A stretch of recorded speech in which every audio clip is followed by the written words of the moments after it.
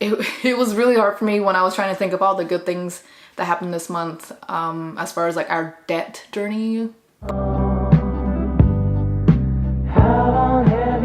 What's up, y'all, and welcome back to my channel. My name is Liz. Today I'm going to be talking about my December debt recap. Things that went well this month, things that did not go so well. Keep in mind it is December, so there's Christmas, and with Christmas comes a lot of Christmas related expenses. But before we begin, subscribe to my channel, hit that notification bell so that you can get notifications on when I upload. I've also linked my social media handles below as well. So yeah, let's get into it.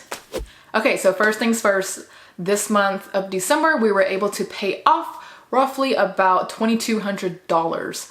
And that seems like a lot, but compared to the previous months where we paid debt, this has actually been the lowest amount that we've been able to contribute towards our debt. Kind of a bummer, but again, it is Christmas time, so there were a lot of Christmas related expenses.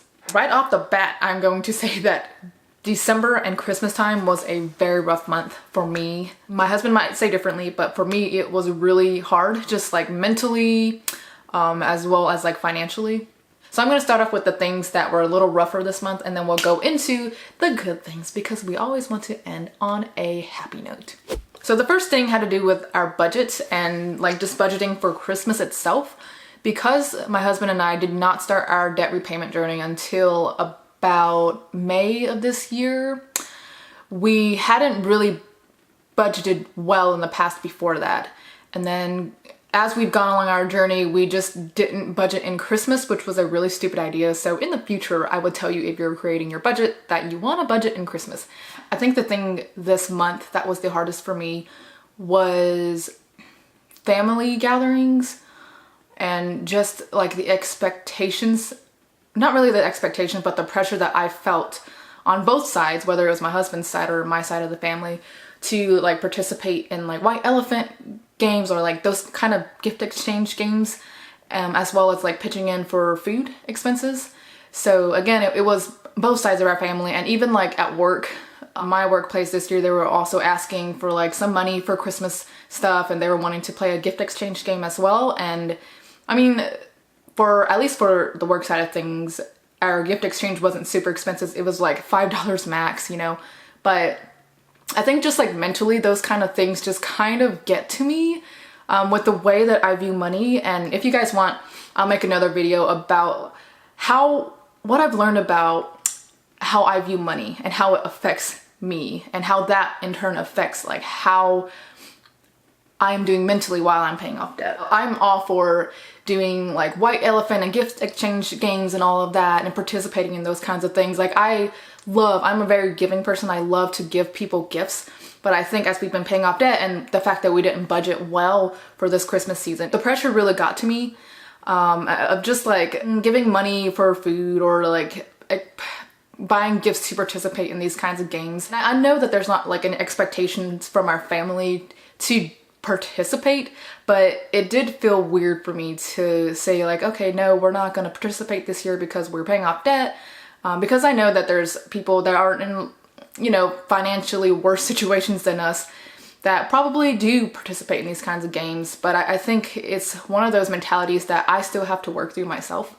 So yeah, I can make a video about that, things that I have learned about how I view money, as well as things I'm still learning about how I view money, and how I'm like things that I'm still working through as we're going through our debt repayment journey. We also put a little less into our debt because of just things that we needed to buy. Like for instance, right now my husband needs a new pair of shoes because he's got, unlike women who have 1 billion pairs of shoes, he's got only like 3 pairs of shoes, and like they're all going bad. So we've set a little bit of money aside this month to buy him some shoes, as well as I am also considering and thinking about working towards getting a computer certification, just to kind of have under my belt if I ever want to like pursue another career field or something. So because of that as well, we're setting a little bit of money aside for me to take some classes and get a certification in that as well. So because of those things, they've cut into like the money that we can contribute. Then the next thing that happened this month, my car got hit It wasn't anything bad. The paint just got scratched. Thankfully, there were no dents. I think that's going to cut into our January expenses more than it's going to affect our December expenses though.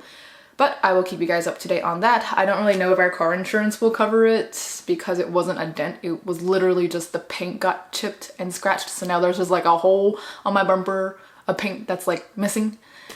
Kind of stupid to me. I don't get how car insurance works. Kind of gets on my nerves, but it is what it is. The other thing that's been really rough this month for me was just the thought of like, for some reason, I've been having house fever like crazy. And whether it's just like moving out and getting an apartment. So a little bit about our situation right now. We are currently living with my in-laws and there's a lot of people in the family. As you can imagine, there's not much privacy and it's a lot of people.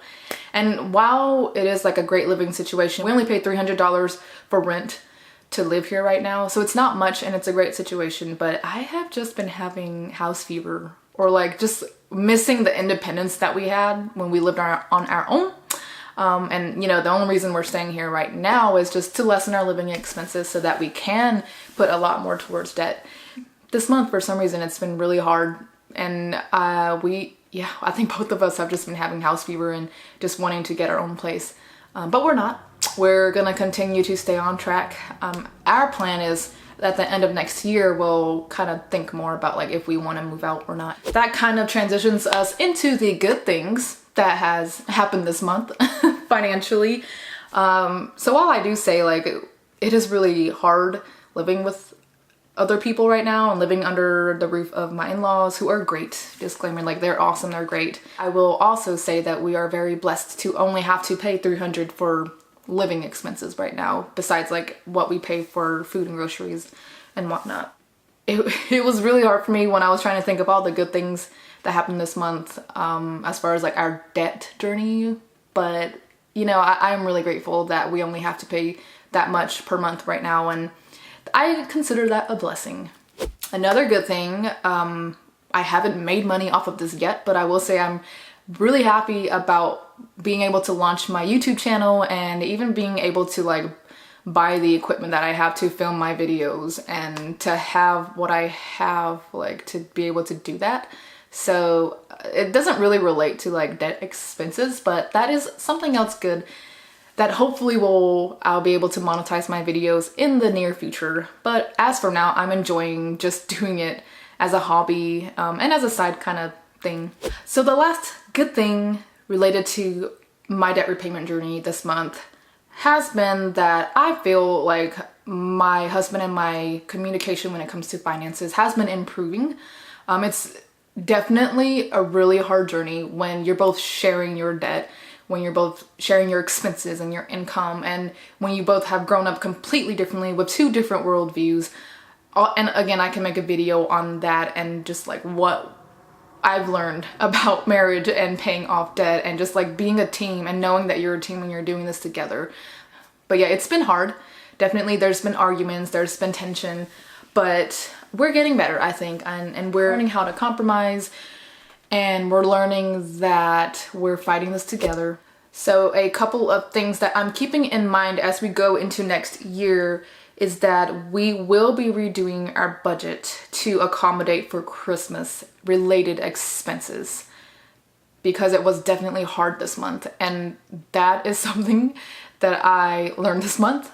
And I really wish that when we started our debt repayment journey in May of this year that we would have been more on it with budgeting in Christmas expenses, but now we know how hard it is when you don't. So we will definitely be budgeting that in next year, and I'm thinking it's probably just gonna be like $30 a month or something around that. It's like $30 or $60 a month we'll be setting aside for that, and that's gonna go into buying people Christmas presents. It's gonna go into buying gifts for these gift exchange games, whether it's like for work or for our families. It's gonna go into like buying food for family gatherings and that kind of thing. So anything Christmas related next year, we're gonna be set for that. So I'm really excited.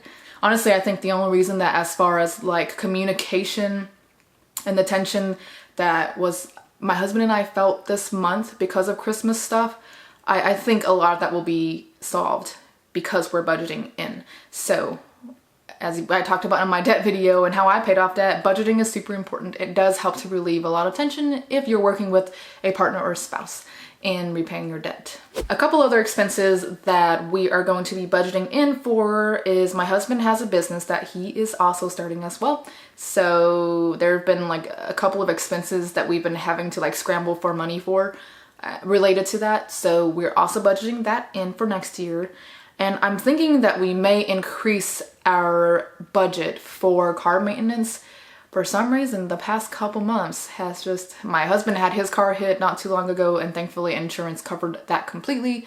But as for my car, I don't know yet. I think we're gonna have to pay a $250 deductible. But again, that's gonna affect the January side of everything. So stay tuned for that. But yeah, I think we're gonna increase our car maintenance just because there's things like paying for our license tag for both of our cars. There's things unforeseen like this happening. And yeah, you never know. I mean, there's like oil changes that we've got to get, but yeah, you never know. Cars are expensive and you got to plan well for those kinds of things. Don't forget to like this video and subscribe to my channel as well. Hit that notification bell so that you can see when I upload new videos. I have put my social media handles in the description box below, so make sure that you guys follow me on my social media, on Instagram especially, because I post a lot more like day-to-day updates on there. I also post a lot about my debt repayment journey and like little tidbits, little nuggets on there. So if you want to see that, then follow me on Instagram. Thank you for watching and I will see you guys next time. Bye.